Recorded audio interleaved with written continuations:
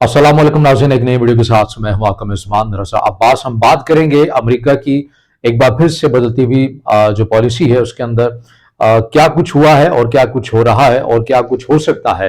Trump के सदारत का मनसब संभालने के बाद ये चहमगोइयां तो अलबत्ता जरूर थी। पूरी दुनिया इस चीज को देख रही थी कि ट्रंप सदर बनने के बाद, अमेरिका के सदर बनने के बाद क्या कुछ ऐसा कर सकते हैं। तो बहुत सारी ऐसी पॉलिसीज हैं जो हमारे सामने हैं, जिसके अंदर तजारती जंग छिड़ते हुए भी वो नजर आ रहे हैं, अमेरिका के साथ, चाइना के साथ, कनाडा के साथ, मैक्सिको के साथ। लेकिन बहरहाल वो आज की इस वीडियो का मौजू नहीं है। हम बात करेंगे इस खत्ते की, यानी कि अफगानिस्तान के हवाले से, या एक ऐसी पॉलिसी की झलक आपको नजर आ रही है जिसमें यह भी लग सकता है कि कल कोई दोबारा से अफगानिस्तान से मुतल्लिक पॉलिसी अमेरिका की दोबारा भी बन सकती है। वो पॉलिसी क्या है, इसके लिए यह जानना जरूरी है कि सोमालिया में क्या हुआ है। सोमालिया के अंदर हमें जो खबर सामने आती है, जो चीज हमारे सामने आती है, उसमें यह मालूम होता है कि ट्रंप सदारत का मनसब संभालने के बाद ये अहकाम जारी करते हैं कि उनके पास ये इतलात है, अमेरिका के पास ये इतलात है कि सोमालिया में दाइश के ऐसे जो रहनुमा हैं, ऐसे जो अरकान हैं, वो मौजूद हैं जिनसे अमेरिका को या अमेरिका की सलामती को खतरा लाहक हो सकता है।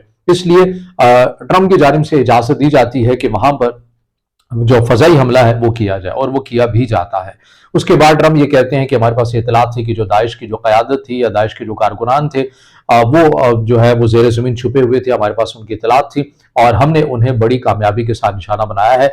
ये अमेरिका का या ट्रंप की एक स्टेटमेंट है। उसके बाद जो असल जो चीज़ है वो ये है कि ट्रंप की जानिब से ये भी ऐलान किया गया है कि जहां जहां भी हम ये समझेंगे, यानी कि अमेरिका जहां पर समझेगा कि अमेरिका की सलामती को खतरा है, अमेरिका वहां वहां कार्रवाइयां जो है करने का अपना हक महफूज रखता है। ये ट्रंप ने अपनी पॉलिसी का ऐलान कर दिया है। और इस हवाले से चूंकि अमेरिका ने या ट्रंप आप ये कह लें कि उन्होंने सोमालिया में दाइश को निशाना बनाया है, और दाइश की मौजूदगी ही अफगानिस्तान के अंदर मौजूद है। दाइश खुरासान अफगानिस्तान जो चैप्टर है, इस हवाले से पाकिस्तान तो बहरहाल अपने कंसर्न भी शो कर चुका है, कलदम टीटीपी के हवाले से भी और दाइश खुरासान के हवाले से भी।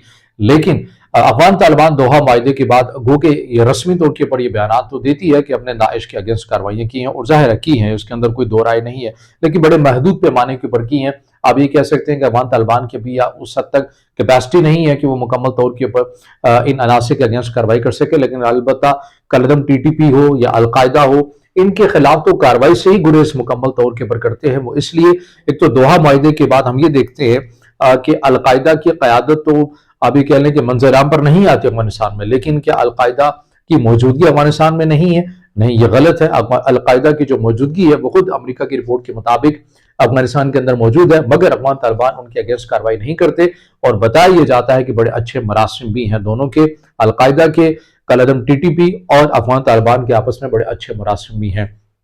लेकिन इसके साथ जो ट्रंप का जो इकदाम है सोमालिया में, इस हवाले से अफगान तालिबान भी अपने कंसर्न का इजहार कर रहे हैं कि कल को ऐसा ना हो कि दोबारा से वही ड्रोन का जो सिलसिला है, ड्रोन पॉलिसी का, वो दोबारा से बहाल हो जाए। लेकिन हमने ये भी देखा कि ट्रंप के आने से ही नहीं होगा, बल्कि इससे पहले जब अमरीकी अफवाज का इनखला हुआ अफगानिस्तान से, तो उसके एक साल के बाद जो बाइडन इंतजामिया थी, उन्होंने एमन अल जवाहिरी को ड्रोन के जरिए ही निशाना बनाया था।